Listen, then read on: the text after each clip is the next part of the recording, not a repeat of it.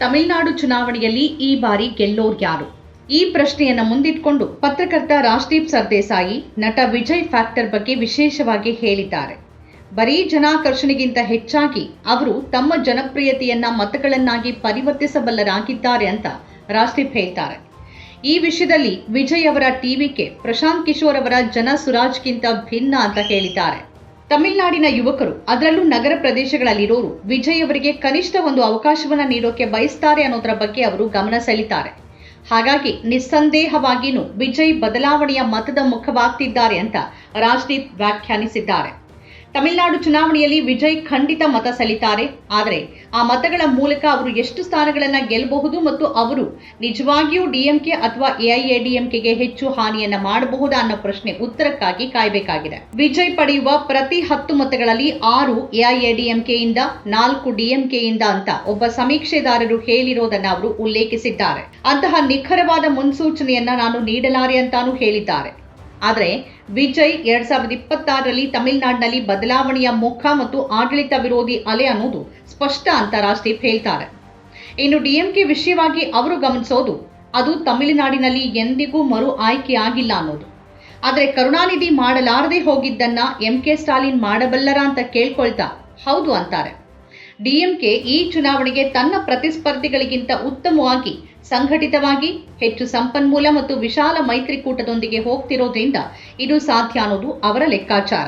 ಭ್ರಷ್ಟಾಚಾರ ಮತ್ತು ಸ್ವಜನ ಪಕ್ಷಪಾತದ ಎಲ್ಲ ಆರೋಪಗಳ ಹೊರತಾಗಿಯೂ ಸ್ಟಾಲಿನ್ ಆಡಳಿತದಲ್ಲಿ ಶ್ರಮಿಸಿದ್ದಾರೆ, ನಗರ ಮೂಲಸೌಕರ್ಯವನ್ನು ಸುಧಾರಿಸಿದ್ದಾರೆ ಮತ್ತು ಸಾಮಾನ್ಯವಾಗಿ ಅನಿಶ್ಚಿತ ಸಮಯದಲ್ಲಿ ಸ್ಥಿರತೆ ಒದಗಿಸುತ್ತಾರೆ ಅನ್ನೋದು ಮುಖ್ಯವಾಗಿ ಕಾಣಲಿದೆ ಅಂತ ಹೇಳಿದ್ದಾರೆ. ಸ್ಟಾಲಿನ್ ಅವರು ತಮ್ಮ ತಂದೆಯಂತೆ ಸ್ಟ್ರಾಟಜಿಸ್ಟ್ ಅಲ್ಲದೆ ಇರಬಹುದು, ಆದರೆ ಅವರನ್ನ ಯೋಗ್ಯ ಆಡಳಿತಗಾರ ಅಂತ ಪರಿಗಣಿಸಲಾಗುತ್ತೆ. ಡಿಎಂಕೆ ಮತ ಹಂಚಿಕೆ ಸ್ವಲ್ಪ ಮಟ್ಟಿಗೆ ಕುಸಿಬಹುದು. ಅದರಲ್ಲೂ ಅಲ್ಪಸಂಖ್ಯಾತ ಗುಂಪುಗಳಲ್ಲಿ ವಿಜಯ್ ಅವರ ಕಡೆ ಆಕರ್ಷಣೆ ಇರುವಲ್ಲಿ ಹಾಗಾಗಬಹುದಾದರೂ ಡಿಎಂಕೆ ಈಗಲೂ ಏಕೈಕ ಅತಿದೊಡ್ಡ ಪಕ್ಷವಾಗುವ ಸ್ಪಷ್ಟ ಸ್ಥಿತಿಯಲ್ಲಿದೆ ಅಂತ ಹೇಳ್ತಾರೆ. ಇದಕ್ಕೆ ವ್ಯತಿರಿಕ್ತವಾಗಿ ಎಐಎಡಿಎಂಕೆ ಪಶ್ಚಿಮ ತಮಿಳುನಾಡಿನಂತಹ ಅದರ ಸಾಂಪ್ರದಾಯಿಕ ಭದ್ರಕೋಟೆಗಳ ಆಚೆಗೆ ದುರ್ಬಲವಾಗಿದೆ ಅಂತ ಹೇಳ್ತಾರೆ. ಈ ಪಳನಿಸ್ವಾಮಿ ಒಬ್ಬ ಸಮರ್ಥ ಆಡಳಿತಗಾರ ಎಂಬುದು ಹೌದಾದ್ರೂ ಜಯಲಲಿತಾ ಅವರ ನಿಧನದ ಬಳಿಕ ಎಐಎಡಿಎಂಕೆ ಇನ್ನೂ ಸಂಪೂರ್ಣವಾಗಿ ಚೇತರಿಸಿಕೊಂಡಿಲ್ಲ ಎಂಬ ಮಾತುಗಳಿರುವ ಬಗ್ಗೆನೂ ಅವರು ಗಮನ ಸೆಳೀತಾರೆ. ಪಳನಿಸ್ವಾಮಿ ಸಾಂಪ್ರದಾಯಿಕ ಮತದಾರರನ್ನಲ್ಲದೆ ಬೇರೆಯವರನ್ನ ಸೆಳೆಯುವ ಬಗ್ಗೆ ಖಚಿತವಿಲ್ಲ ಅಂತ ಹೇಳ್ತಾರೆ. ವಿಜಯ್ ಅವರ ಪ್ರವೇಶ ಕೂಡ ಎಐಎಡಿಎಂಕೆಗೆ ಬರಬಹುದಾದ ಆಡಳಿತ ವಿರೋಧಿ ಮತಗಳನ್ನ ಕಸಿಬಹುದು ಅಂತ ಹೇಳ್ತಾರೆ. ಇನ್ನು ಎಐಎಡಿಎಂಕೆಯ ಪಾಲುದಾರ ಬಿಜೆಪಿ 2024ರ ಸಾರ್ವತ್ರಿಕ ಚುನಾವಣೆಯ ಸತ್ವ ಕಳೆದುಕೊಂಡಿರುವಂತೆ ತೋರುವ ಒಂದು ರಾಜ್ಯ ಇದ್ರೆ ಅದು ತಮಿಳುನಾಡು ಅಂತ ಹೇಳ್ತಾರೆ. ಎಐಎಡಿಎಂಕೆ ಅಭಿಯಾನಕ್ಕೆ ಬಿಜೆಪಿ ಮತ್ತಷ್ಟು ಬಲ ತುಂಬುವ ಸಾಧ್ಯತೆ ಇಲ್ಲ ಮತ್ತು ಅದು ತನ್ನ ತ್ರಿಭಾಷಾ ಸೂತ್ರದಂತಹ ನೀತಿಗಳಿಂದಾಗಿ ಹಿಂದಿ ಭಾಷಿಕ ಪ್ರದೇಶಗಳ ಪಕ್ಷವಾಗಿ ಮಾತ್ರ ಕಾಣಿಸಲಿದೆ ಅನ್ನೋದು ರಾಜ್ದೀಪ್ ಅಭಿಪ್ರಾಯ. ಡಿಎಂಕೆಯಿಂದ ಅಧಿಕಾರದಲ್ಲಿ ಪಾಲು ಸಿಗದೇ ಇದ್ದದಕ್ಕೆ ಅತೃಪ್ತವಾದ ಕಾಂಗ್ರೆಸ್ನ ಒಂದು ಗುಂಪು ವಿಜಯ್ ಜೊತೆ ಮೈತ್ರಿಗೆ ಒಲವು ತೋರಿತ್ತಾದ್ರೂ ಅದಾಗಲಿಲ್ಲ.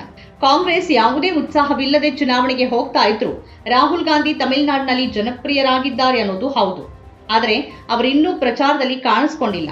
ಇದು ಹೈಕಮಾಂಡ್ನ ದೃಷ್ಟಿಕೋನ ಮತ್ತು ಕಾಂಗ್ರೆಸ್ನ ಸ್ಥಳೀಯ ನಾಯಕರ ನಡುವೆ ಹೊಂದಾಣಿಕೆ ಇಲ್ಲ ಅನ್ನೋ ಭಾವನೆಗೆ ಪುಷ್ಟಿ ನೀಡುತ್ತೆ ಅಂತ ಹೇಳ್ತಾರೆ. ಪಕ್ಷಗಳ ಹೊರತಾಗಿ ಜಾತಿ ಮತ್ತು ಉಪ ಪ್ರಾದೇಶಿಕ ಗುರುತುಗಳು ಕೂಡ ತಮಿಳುನಾಡು ಚುನಾವಣೆಯ ಫಲಿತಾಂಶದಲ್ಲಿ ಪಾತ್ರ ವಹಿಸುತ್ತೆ ಅನ್ನೋದು ಬಹಳ ಗಮನಾರ್ಹ ಅಂಶ. ಇನ್ನು ತಮಿಳುನಾಡಿನಲ್ಲಿ ಮಹಿಳಾ ಮತ ಕೂಡ ಮತ್ತೊಮ್ಮೆ ಪ್ರಮುಖವಾಗಿದೆ ಅಂತಾರೆ ರಾಜ್ದೀಪ್. ಡಿಎಂಕೆ ಮತ್ತು ಎಐಎಡಿಎಂಕೆ ಎರಡೂ ಪಕ್ಷಗಳು ಮಹಿಳಾ ಮತದಾರರಿಗೆ ನಗದು ವರ್ಗಾವಣೆ ಭರವಸೆ ನೀಡಿವೆ.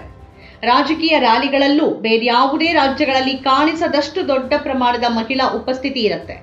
ಅವರು ಮತ ಚಲಾಯಿಸುವ ರೀತಿ ನಿರ್ಣಾಯಕ ಆಗಬಹುದು. ದ್ವಿಧ್ರುವಿ ಮೈತ್ರಿ ರಾಜ್ಯದಲ್ಲಿ ವಾಸ್ತವವಾಗಿ ತ್ರಿಕೋನ ಸ್ಪರ್ಧೆ ಇದೆ ಅನ್ನೋದರ ಬಗ್ಗೆ ಗಮನ ಸೆಳೆಯುವ ಸರ್ದೇಸಾಯಿ ವಿಜಯ್ ಅವರ ಟಿವಿಕೆ ವಿಶೇಷವಾಗಿ ಯುವಕರನ್ನ ಆಕರ್ಷಿಸುವ ಮೂಲಕ ಪ್ರಮುಖ ಪಾತ್ರ ವಹಿಸುತ್ತೆ ಅಂತ ಹೇಳ್ತಾರೆ. ತಮಿಳುನಾಡಿನ ಜನಸಂಖ್ಯೆಯ 40% ಜನ 40 ವರ್ಷಕ್ಕಿಂತ ಕಡಿಮೆ ವಯಸ್ಸಿನವರಾಗಿದ್ದು ಅವರ ಮತಗಳು ಮತ್ತೊಂದು ನಿರ್ಣಾಯಕ ಅಂಶ ಅಂತಾರೆ. ವಿಜಯ್ ಅಧಿಕಾರ ವಿರೋಧಿ ಮತಗಳನ್ನ ವಿಭಜಿಸಿ ಡಿಎಂಕೆ ಸ್ಪಷ್ಟ ಮತ್ತು ದೊಡ್ಡ ಗೆಲುವು ಪಡೆಯೋಕೆ ಕಾರಣ ಆಗಬಹುದು. ಅಥವಾ ಸ್ವತಃ ಅವರು ಹೆಚ್ಚಿನ ಸೀಟುಗಳನ್ನು ಪಡೆಯಲು ಸಾಧ್ಯವಾಗಿ ತಮಿಳುನಾಡನ್ನ ಸಂಭಾವ್ಯ ಅತಂತ್ರ ವಿಧಾನಸಭೆಯತ್ತ ತಳ್ಳಬಹುದು ಅಂತ ಹೇಳ್ತಾರೆ.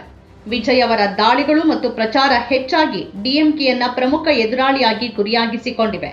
ಹಾಗಾಗಿ ವಿಜಯ್ ಕಿಂಗ್ ಮೇಕರ್ ಪಾತ್ರ ವಹಿಸಬಹುದಾ ಮತ್ತು ಸಂಖ್ಯೆಗಳು ಅವರ ನಿರೀಕ್ಷೆಯಂತೆ ಬಂದ್ರೆ ಎಐಎಡಿಎಂಕೆ ಮತ್ತು ಬಿಜೆಪಿ ಮೈತ್ರಿಕೂಟದ ಜೊತೆ ಚುನಾವಣೋತ್ತರ ಹೊಂದಾಣಿಕೆಯನ್ನು ಮಾಡಿಕೊಳ್ಳಬಹುದಾ? ಇದು ಈಗಿನ ಹಲವು ಕುತೂಹಲಕಾರಿ ಪ್ರಶ್ನೆಗಳಲ್ಲಿ ಒಂದು. ನಮ್ಮ ಕಾರ್ಯಕ್ರಮಗಳನ್ನ ನೀವು ನೋಡ್ತಾ ಇದ್ರೆ ನಮ್ಮ ಚಾನೆಲ್ ಅನ್ನ ಸಬ್ಸ್ಕ್ರೈಬ್ ಮಾಡಿ, ಪಕ್ಕದ ಬೆಲ್ ಐಕಾನ್ ಒತ್ತಿ ನಮ್ಮನ್ನ ಬೆಂಬಲಿಸಿ. ಹಾಗೆ ನಮ್ಮ ಕಾರ್ಯಕ್ರಮಗಳನ್ನ ಲೈಕ್ ಮಾಡಿ, ಕಮೆಂಟ್ ಮಾಡಿ, ಅದನ್ನ ಬೇರೆಯವರಿಗೂ ವಾಟ್ಸ್ಆಪ್ ಮೂಲಕ ಶೇರ್ ಮಾಡಿ. ನೀವು ಹೀಗೆ ಮಾಡಿದಾಗ ನಮ್ಮ ಚಾನೆಲ್ ಇನ್ನಷ್ಟು ಮತ್ತಷ್ಟು ಜನರಿಗೆ ತಲುಪಲು ನೀವು ನಮ್ಮೊಂದಿಗೆ ಸಹಕರಿಸಿದ ಹಾಗಾಗುತ್ತೆ. ಇದು ನೀವು ಯಾವುದೇ ಖರ್ಚಿಲ್ಲದೆ ಕೆಲವೇ ಸೆಕೆಂಡುಗಳಲ್ಲಿ ನೀಡಬಹುದಾದ ಸಹಕಾರ. ಧನ್ಯವಾದಗಳು.